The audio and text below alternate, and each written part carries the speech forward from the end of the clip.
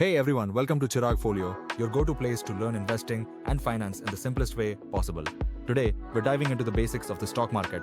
Perfect if you're a complete beginner and want to understand how this all works. Let's get started.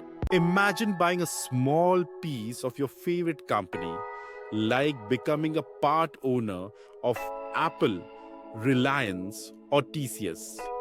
That's exactly what the stock market lets you do. The stock market is a place where shares of publicly listed companies are bought and sold.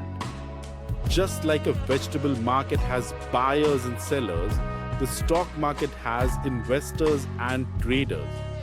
You might ask, why do companies even sell shares? Good question. Companies raise money by offering a portion of their ownership to the public.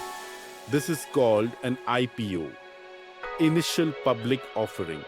That money is then used to grow their business, expand operations, launch products, or reduce debt.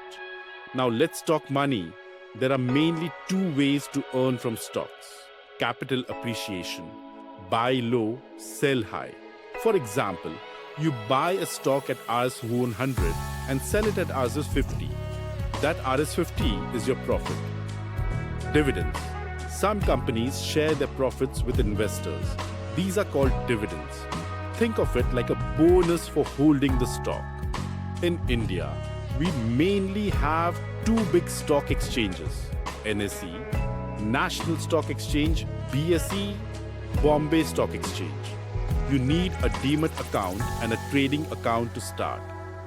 Platforms like Zerodha, Groww, or Upstox make it super easy to get started. If you learned something new today, hit that like button and make sure to subscribe to Chirag Folio for more easy to understand videos on investing, finance, and the stock market. Let me know in the comments what stock related topic should I cover next. See you in the next video. Until then, invest smart and stay curious.